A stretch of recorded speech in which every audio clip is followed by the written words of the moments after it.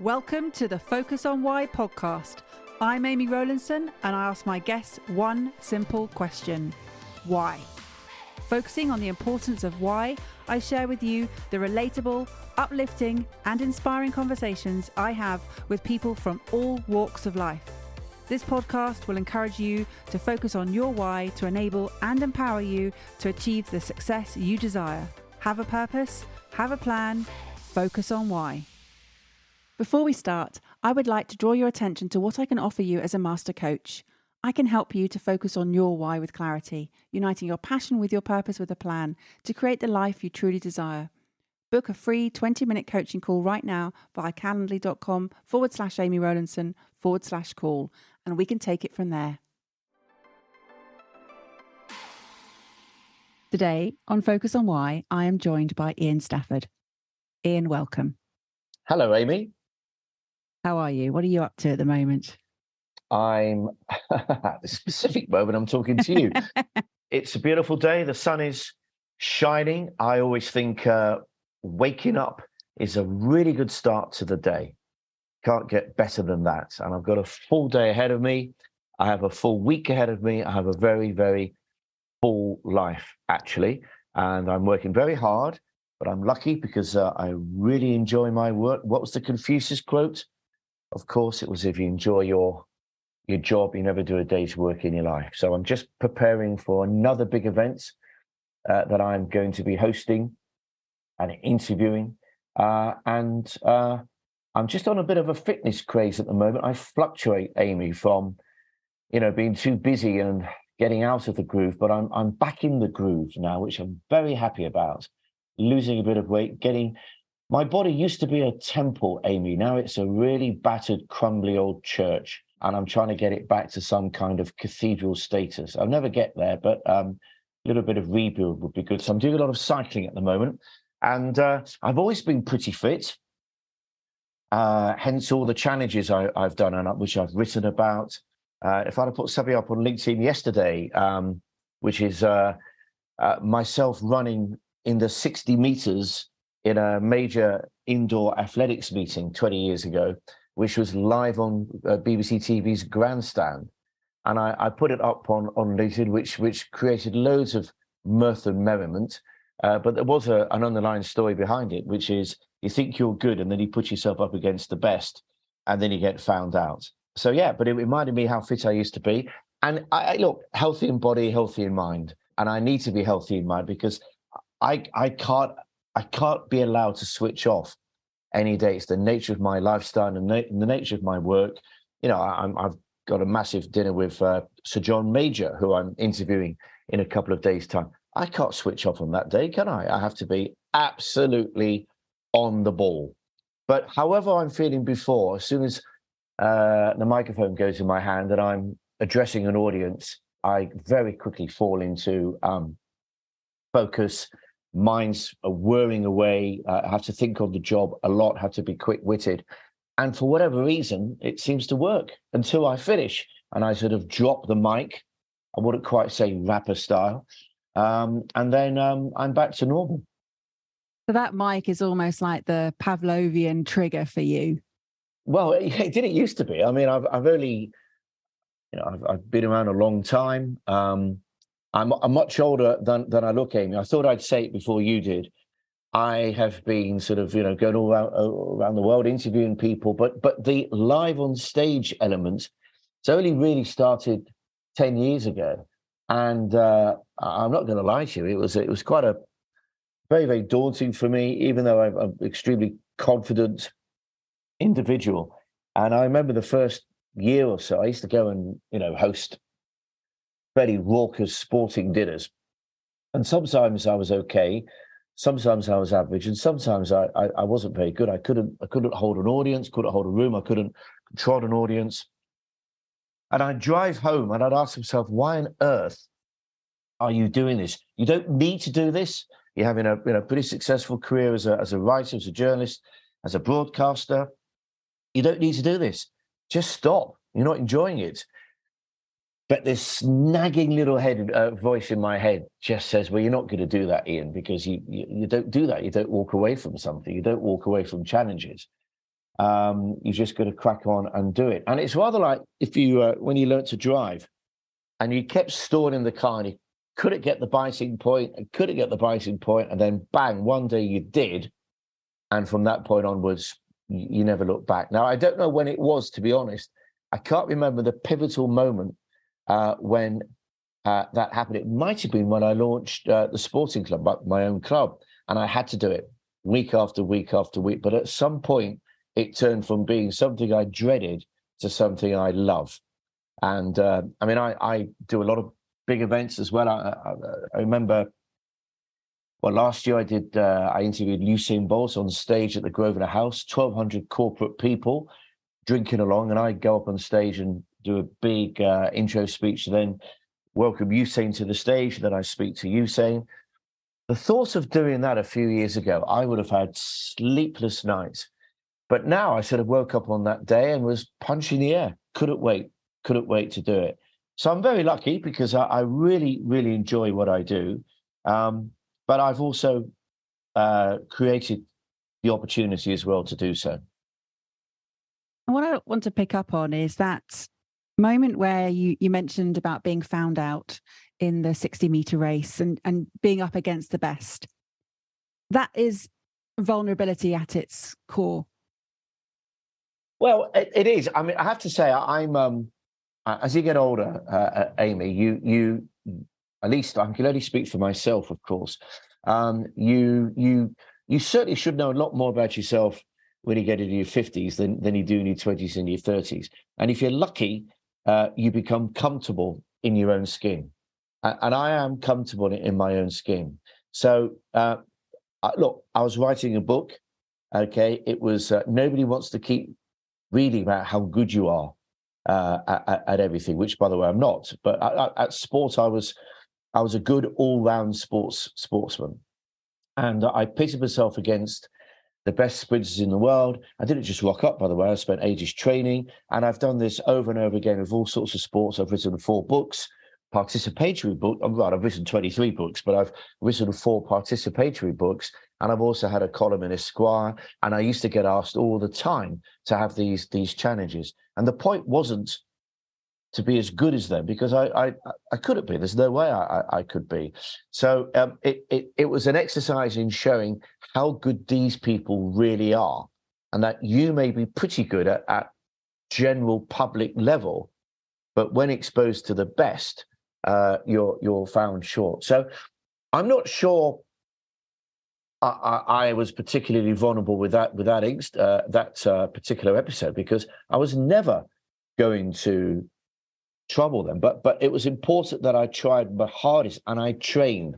I didn't just turn up and be a joke. I had to try really, really hard to do to be there. And even though I did, I fell way short. I think possibly the most vulnerable I've ever felt doing these experiences was I learned to box over a 6-month period. Seriously learned to box. I went to the Peacock Gym in Canning Town, which was, real classic old school boxing gym. And I loved the fact that you left your egos outside the door, and that once you went in there, you were there with all sorts of individuals, but they were very supportive.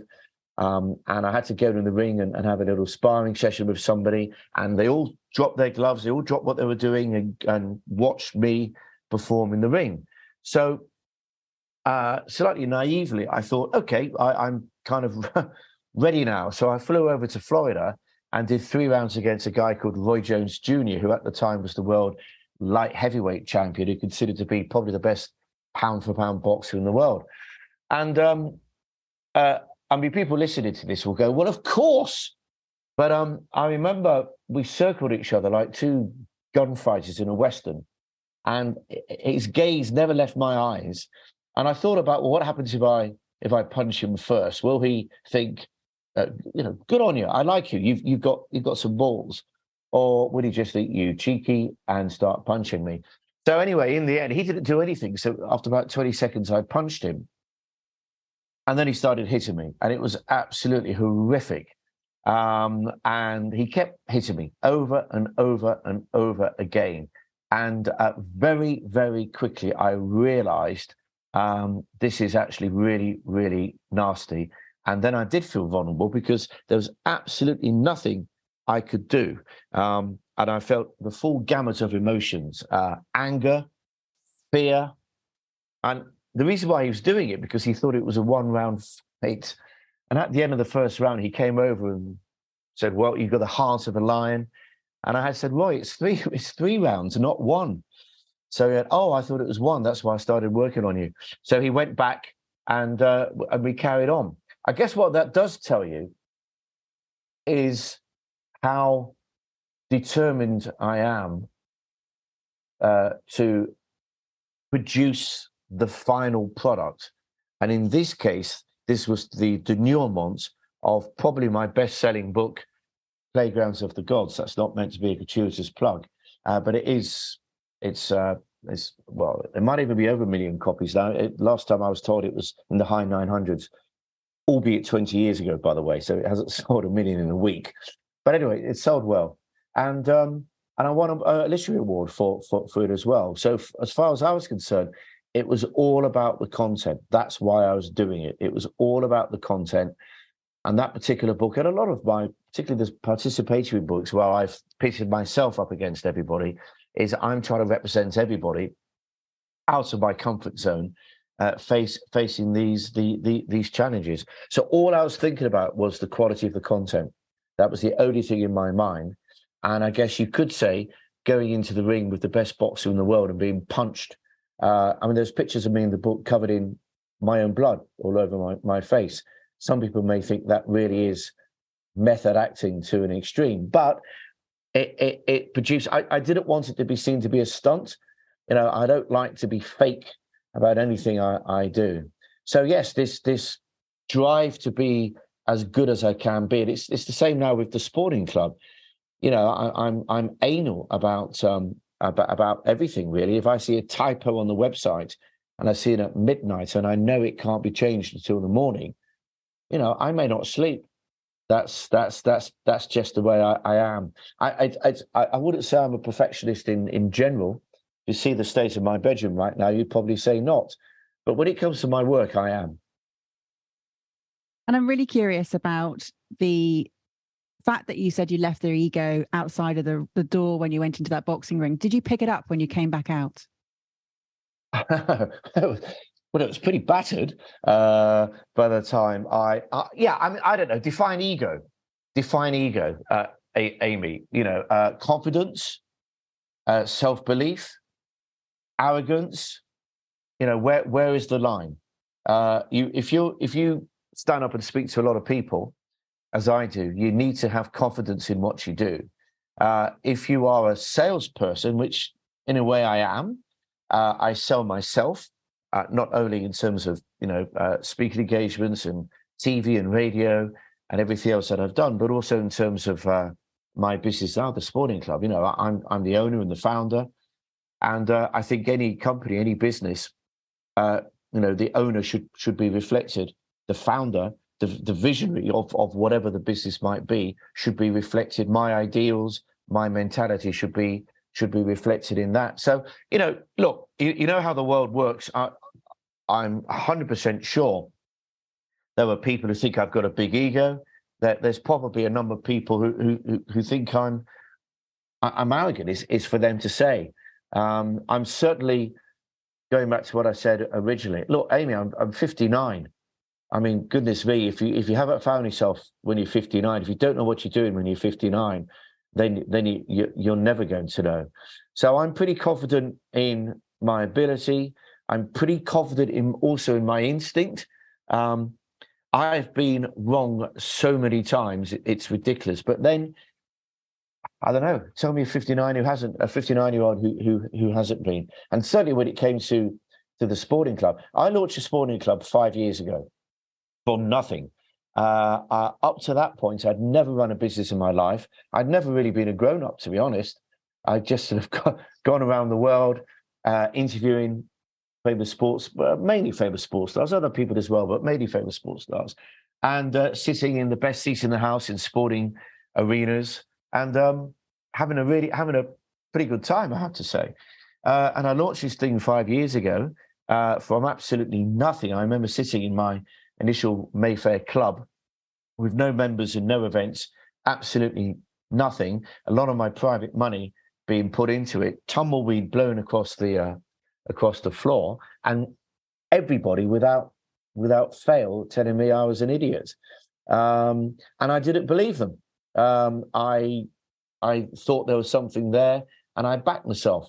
And of course, nobody saw the pandemic coming. That wasn't exactly helpful for somebody whose whose venues were closed and whose events were cancelled. It wasn't very helpful. But you've got to back yourself, and I guess it's getting that balance right between backing yourself and backing what you believe in, but also having the ability to listen to others and accepting that sometimes, not always, but sometimes other people have got better ideas.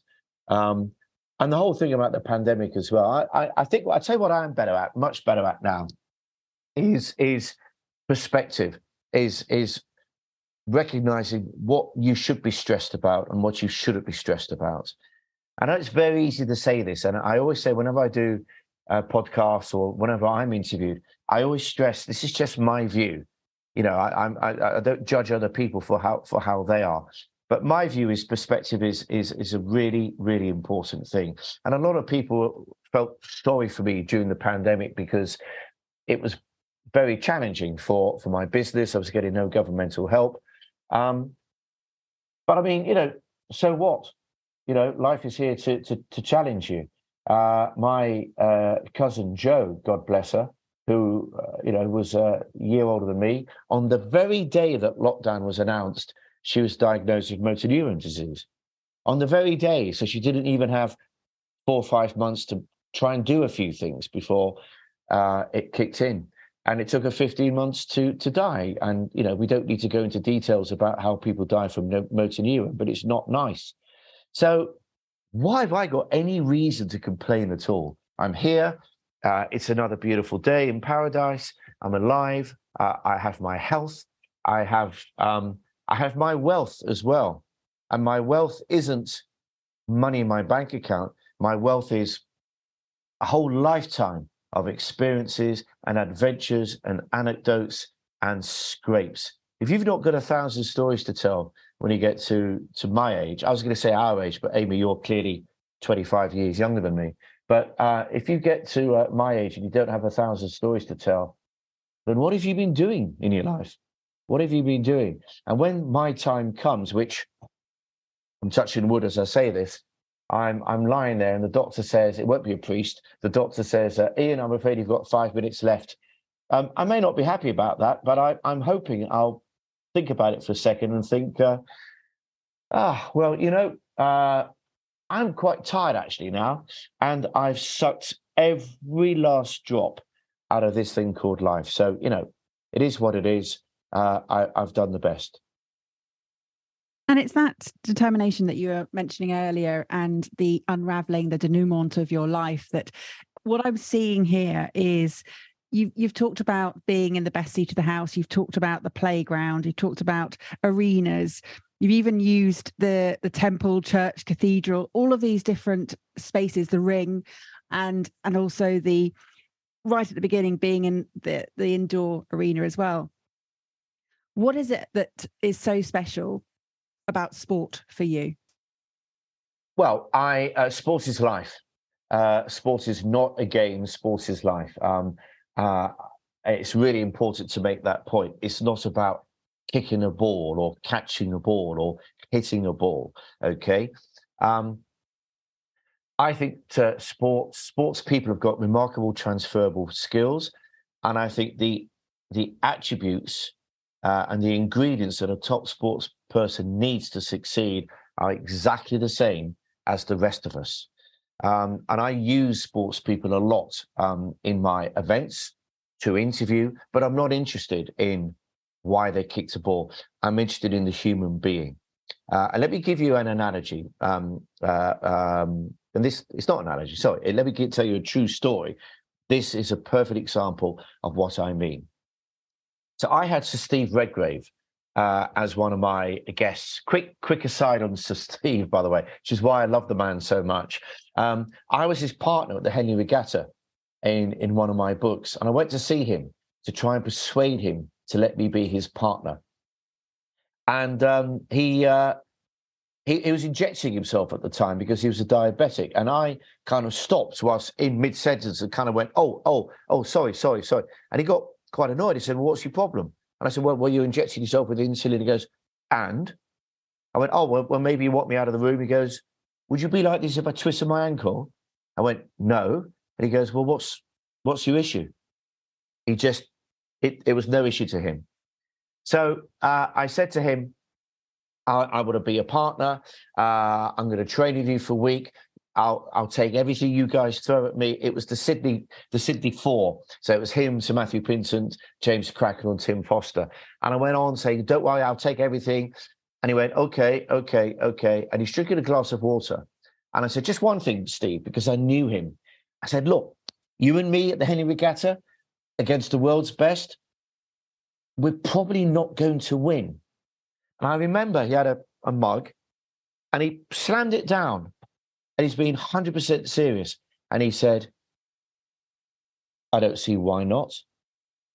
And he meant it. And I remember looking at him and going, my God, he means it. He genuinely still thinks we're going to win this. Anyway, fast forward. And I had him for one of my lunches. And one of my members said, you know what? I know he's a great name, but I'm not really into rowing. And I went, okay. Can I just explain something to you?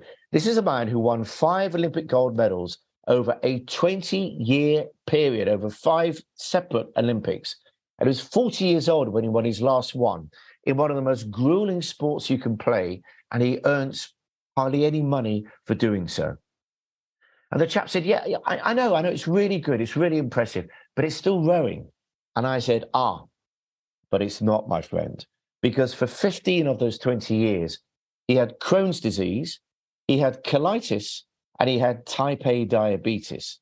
So what does that tell you, my friend? It tells you, number one, he's a serial winner.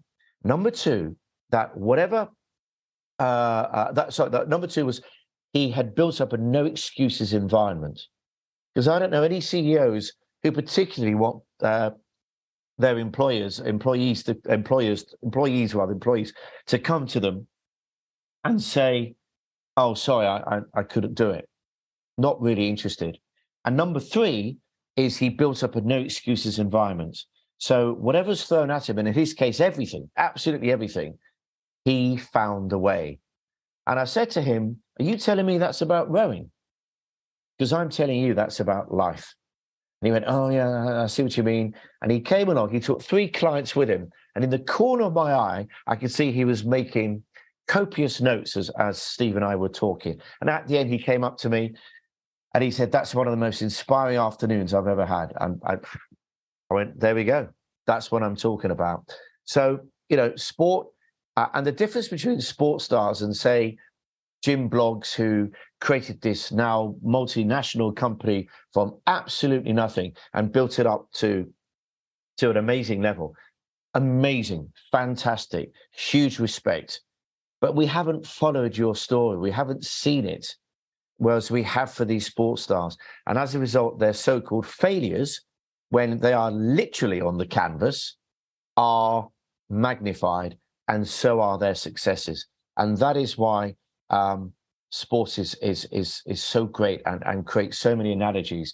I mean, before we even get into health and fitness issues, and also the fact that it teaches you to win and it teaches you to lose and to learn how to lose and to learn how to then succeed from the lessons of defeat. And of course, when it comes to team sports, it also teaches you how to work positively in a work environment, in a team environment where you're only as good as the person next to you, and you can't let the person next to you down. And neither can the person next to you. So, I mean, there's so many life attributes to sport. My business is called the Sporting Club. It's a business club. It's a members club for people in business. But sport is the world's greatest common denominator. Nothing like sport brings every body together. Okay, I'm going to tell you a story. I'm making this story up, but it definitely happened someplace at some time. Okay, so Billy is just finishing his shift at McDonald's, and he's desperate to watch the world heavyweight title fight with Anthony Joshua.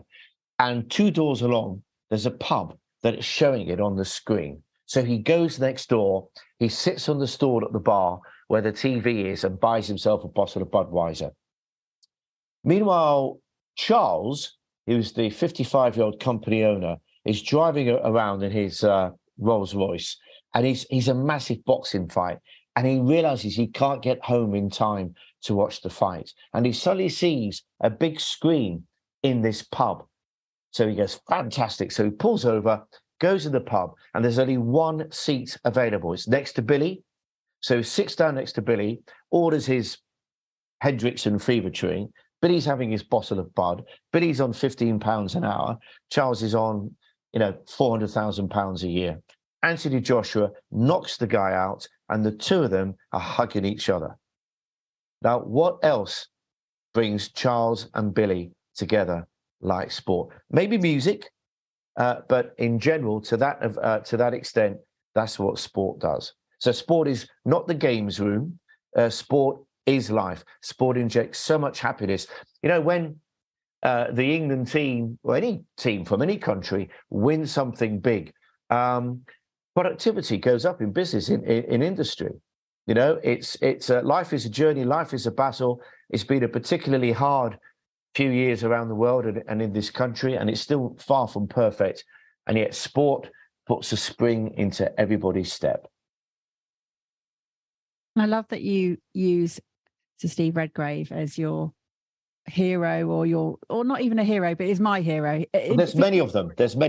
Sure. Yeah. Because rowing was my sport when I was younger, and he was and still is an inspiration to me, because he is the absolute epitome of showing what it takes to be part of a team, to overcome the obstacles, as you say, the colitis, the diabetes, 6 times a day injecting himself. I think it was that he was at the highest level competing. And it just goes to show that there are no barriers. You can just keep going. And it comes back to that determination, that grit. And, watching them go over the line in Sydney. It was the early hours of the morning in the UK at the time. I remember it vividly. It was just phenomenal. And it was him that inspired me to become a national champion rower. And I absolutely loved him. He's brilliant. And I remember being at the Leander Club in Henley, where he used to train in January, the January after the Olympics. So you're 3.5 years away from the next Olympics, and there's bits of ice on the Thames, and he's on the ergo, the rowing machine, and he finishes, and he's in so much pain, and the lactic acids are flying all over the place. He cannot get off the rowing machine, so he falls off and lands on his side and lies there in a fetal position, screaming in pain. And when he takes a couple of minutes, and when it eases off, I look at him and say, Steve, you're 3.5 years away from the Olympics. What are you doing? Why are you putting yourself through this? And he looks at me and he said, it's money in the bank. It's money in the bank, because when it comes to the Olympics, I have to withdraw that money. 3.5 years, that's nothing for me. It will go in a flash. I need to be doing this now. And he did. And all the other rowers, Sir Matthew Pince was an incredible rower. I always feel a bit sorry for Matt. He won 4 Olympic gold medals, for goodness sake. And yet his mate won 5. But Matthew, in many ways, Steve, they used to tell you, he wasn't the best oarsman. He wasn't the strongest. He wasn't the best at anything, but he was an animal. And he would be the guy. I don't know whether people listening to this ever saw that Monty Python sketch where you had the knight who had his arm chopped off, then his legs chopped off, then his scratch. And in the end he said, shall we call it a draw? That's Steve. Doesn't accept defeat. And if you say to him, oh, Steve, listen, he might just have slightly mellowed now, but he is 60. But a few years ago, if you said, oh yeah, Steve Redgrave, he won 6 Olympic medals, He didn't like that because he won 5 golds and 1 bronze. Didn't like the bronze, even though the bronze came the day after. I was there, Seoul Olympics in 1988. He'd won gold in the coxless pairs, and then the next morning he went for the coxed pairs final as well. The morning after, against the Abignalis, who were very famous Italian brothers, who were the best at the coxed pairs in the world. I mean, what did he expect? And he won a bronze, and he wasn't happy. But I love that. I absolutely love that. And if there's a little bit of Steve in me, then that's great. You know, you've got, for me, perseverance and determination override anything else. Overrides talent. The world's full of wasted talent. Talent is nowhere near enough. It helps, but it's nowhere near enough. Education. I'm actually now paraphrasing one of my favorite quotes, which was from Ray Kroc, who turned McDonald's into a franchise. The gist of what he was saying is, you know, education isn't enough. The world's full of educated derelicts. Talent isn't enough. The world's full of wasted talent. It's determination and perseverance, which is omnipotent. That's his quote. And I fervently believe that. You don't give up. You keep going. You keep going. You keep going. And you get turned down so many times in life. Don't take it personally. Keep going, and you will get there. And it is that daily perseverance, that deliberate practice that leads to the mastery of whatever it is that you want to master, particularly in sport. You said right at the beginning, though, that you trained really hard to run that race, as you did for many of the sports that you wanted to sort of compete with the best.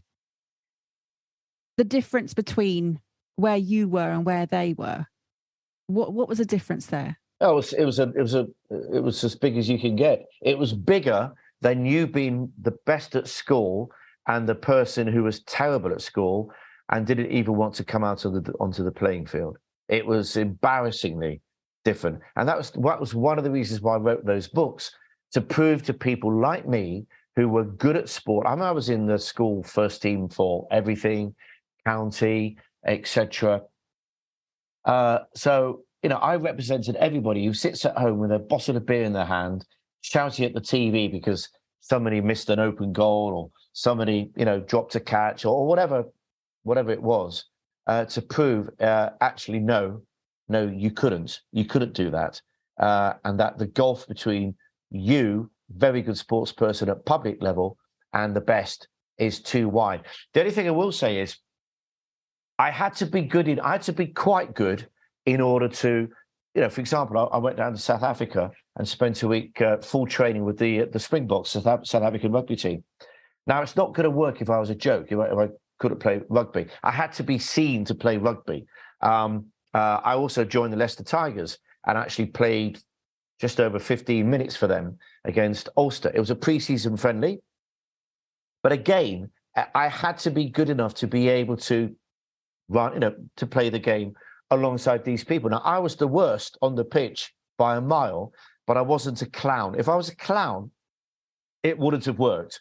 The whole premise of doing these would not have worked, and I wouldn't have been accepted either. I had to be accepted by these people. You can imagine walking into a South African rugby dressing room saying, "Hi, everybody, I'm English. Oh, I'm a journalist as well." You know, that's not a good start.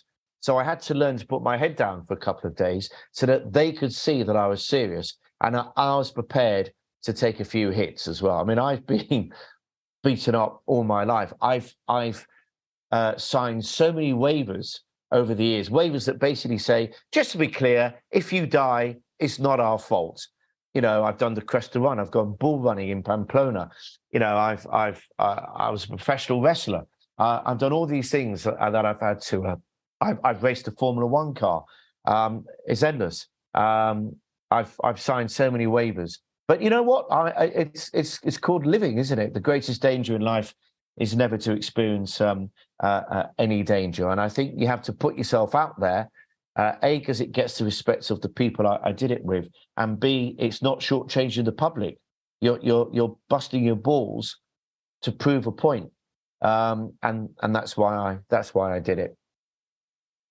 And it's not from this position of lack because you talk about you had to be good enough. And this is a phrase that people use all the time, that I'm not this enough. It's not about that. For me, I see this person in front of me right here who has lived. I mean, how many lives have you actually lived through experiencing all of these? Yeah, well, it's important, isn't it? I remember being at some god-awful dinner party. I won't say where exactly, but it's the sort of place where, you know, the husbands and wives just were bothered about the size of the house and what car they had. And because of what I did, quite often the conversation would eventually turn to me. I never promoted it, but especially not just the husbands, but often the husbands and the male partners would just want to dig more into who I know, my experiences, etc. And there's this bloke opposite me. He was a broker, I think he was. He was a banker. He was a guy who wanted it to be known how wealthy he was. And somebody mentioned Playgrounds of the Gods, the book where I fought Roy Jones Jr. and rode with Steve Redgrave and played with the Springboks and did all these crazy things. And I ran with the Kenyans. That was. I must tell you a story about that actually, which actually fits into what I'm about to tell you now. And he leant over and he said, "This book then, Playgrounds of the Gods. Yeah. How much did you earn for that then?" I went, "Sorry, how much did you earn for that then, mate? Yeah, must have earned a lot of money for that." So I said, "Do you really want to know?" And he goes, yeah. And I leaned over towards him. He leaned over towards me. And I said, millions. In fact, I said, for all the experiences I had, I can't put a price on it. And he could see his brain sort of whirling, trying to work out what I was trying to say. And then he heard this clang of the penny finally dropping. And that's my point. Now I'm going to tell you another quick story because it reminded me. So when I went running with the Kenyans, it was 9,000 feet high above in the Rift Valley. And I spent a week training with them.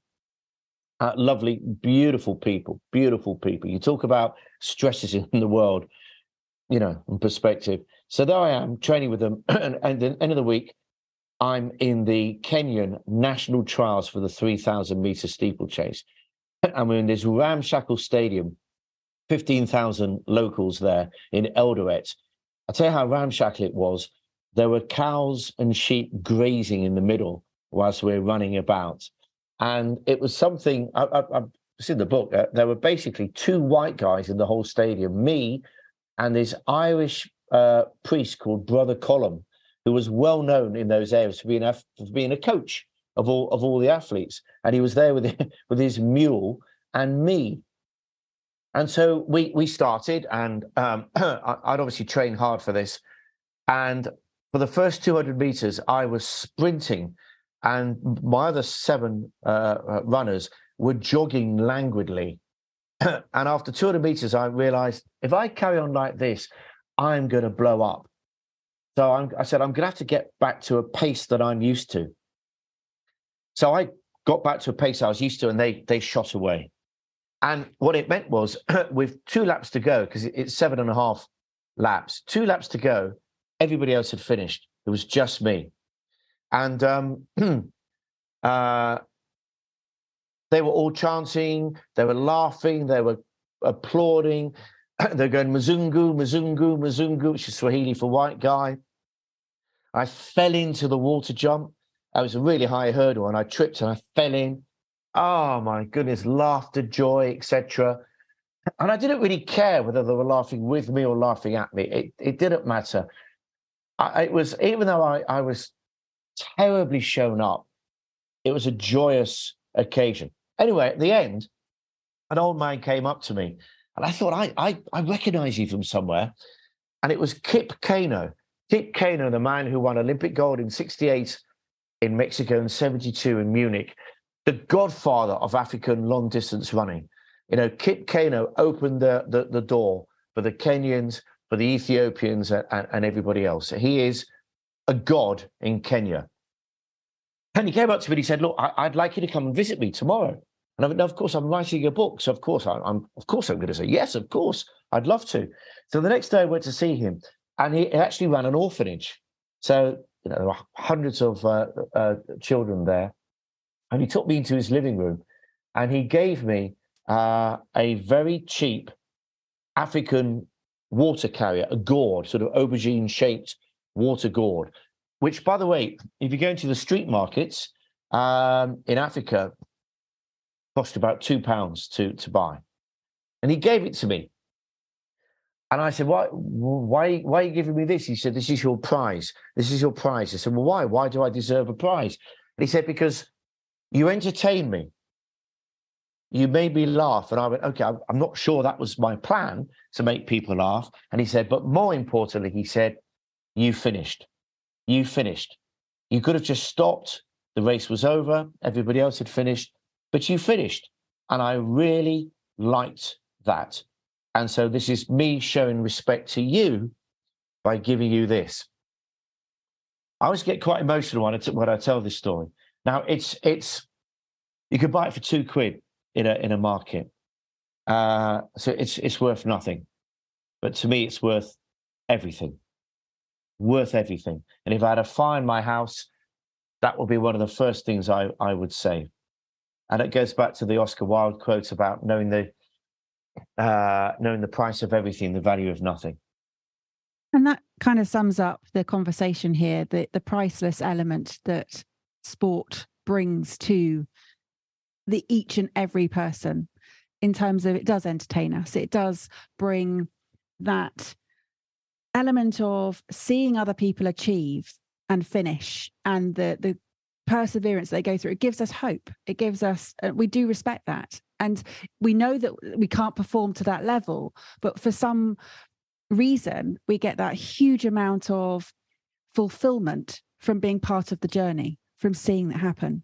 Well, Amy, everybody is really good at something. Everybody's really good at something. And so the sports stars that I know, obviously I'm friends with quite a few of them. So, but I still respect them, but I'm not in awe of them, because they're human beings. At the end of the day, they're just normal human beings like everybody else. I am. We don't have time on this podcast, Amy, for you to list all the things I'm absolutely terrible at. Okay, I just don't have the time. But I'm quite good at what I do, and I would argue to the proverbial cows come home. Not sure where that comes from originally, but anyway, that everybody is very good at something.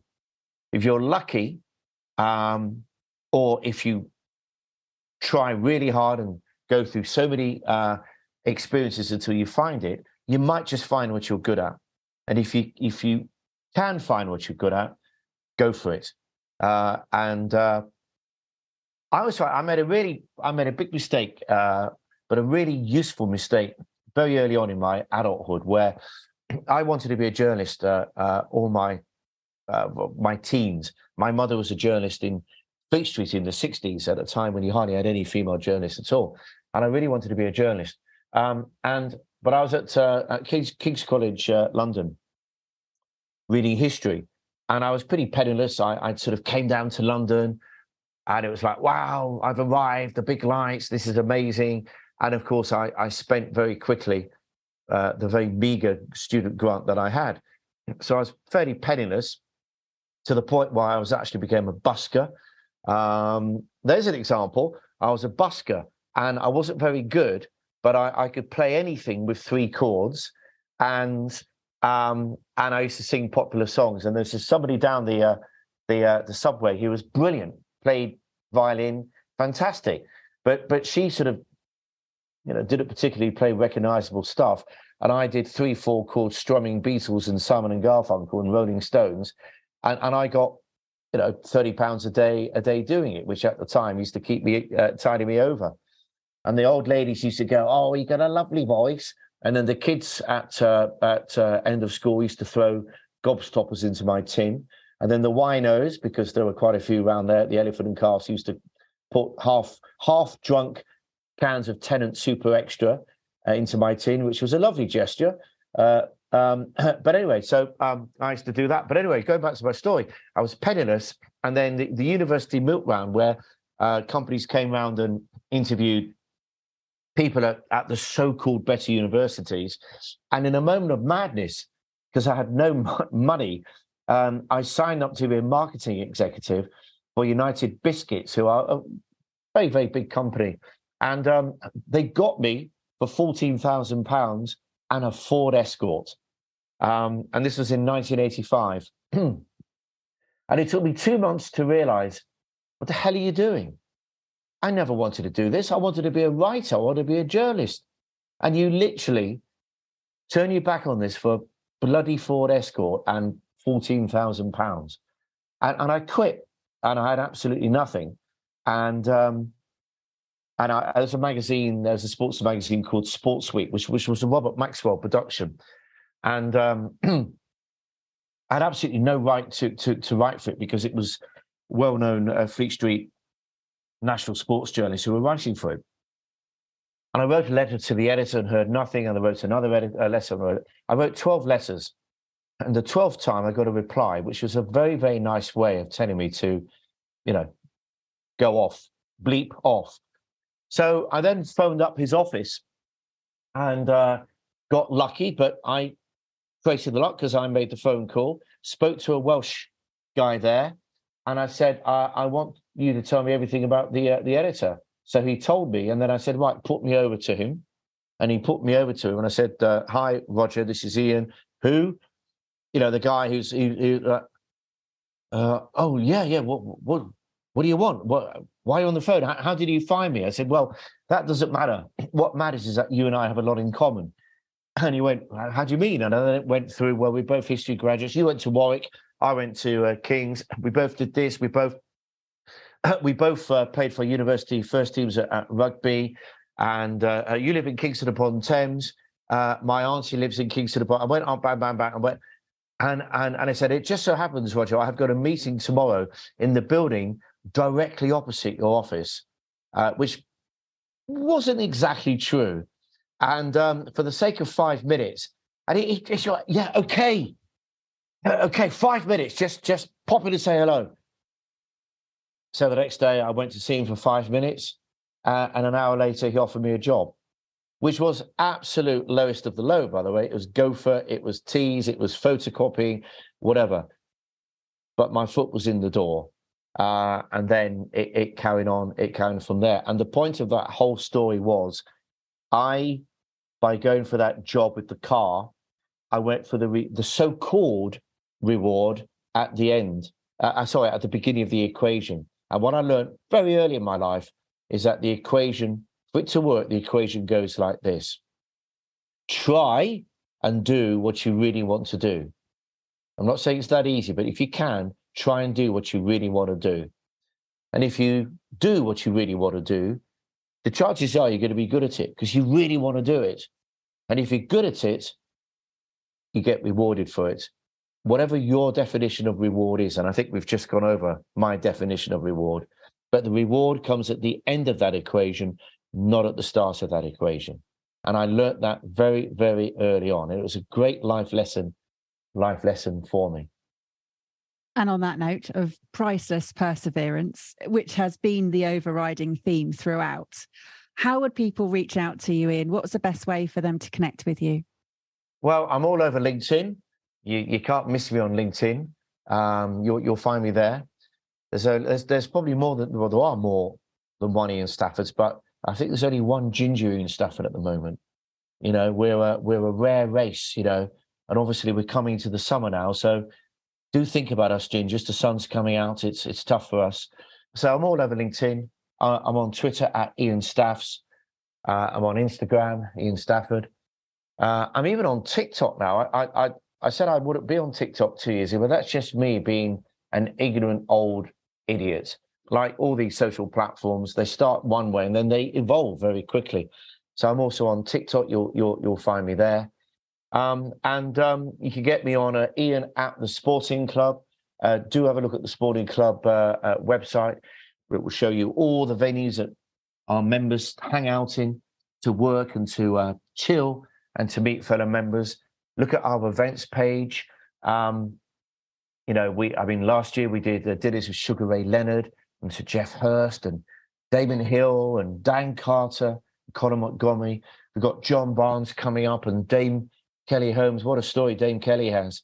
Dame Laura Kenny. All sorts of amazing individuals. Oh, we've got Samo Farah later in the year. Now that is a journey of perseverance and belief, even when everybody around you didn't believe in you and everything was thrown at you, and he came through. So I can't wait to sit down. I have the best seats in the house, and to talk to those people. But I just think, look, enjoy life. Sadly, this isn't a dress rehearsal, so make the most of it. For goodness sake, make the most of it and have some perspective. Always remember, stress is dessert spelt backwards. I always quite like that one. And the other thing is that I put it up the other day actually on LinkedIn, the whole analogy of holding something, holding a mug of tea, is what this is, a full mug of tea. Keep holding it, keep holding it, keep holding it. It's going to weigh heavy, it's going to weigh heavy, it's going to weigh heavy, it's going to weigh heavy. So put it down. And that's the same as stress. Just put it down. Not going to change anything. Get on with your life.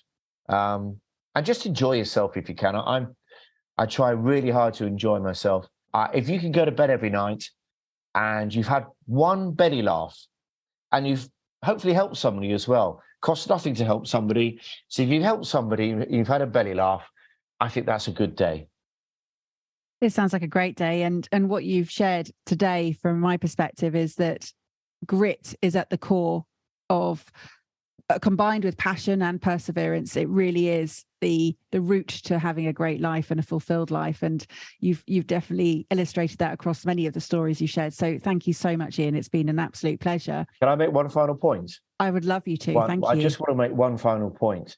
Anybody listening to this, okay? Life is a roller coaster, as we all know. And trust me, I've had some very, very dark days, especially during my childhood and everything else. So please don't think you're listening to some smug person who thinks he's had a wonderful life and he's smashed life. No, I've had some terrible times in my life, but it just makes you stronger. And it makes you realize that when it's not good, what did Churchill say? When you're going through hell, keep going. So when things are going badly, just get through it. And when things are going well, recognize it, appreciate it, and enjoy it. How has this conversation had an impact on you? What value have you received from tuning in? What are your reflections with actions? Please take a moment to leave me an Apple Podcast or Spotify review sharing how Focus on Why has made a difference to you today. Remember, the conversation doesn't end here. To keep it going, simply connect with me on LinkedIn, Instagram, Facebook or Twitter, or join the Focus on Why Facebook group. All the links are in the show notes. Have a purpose, have a plan, focus on why.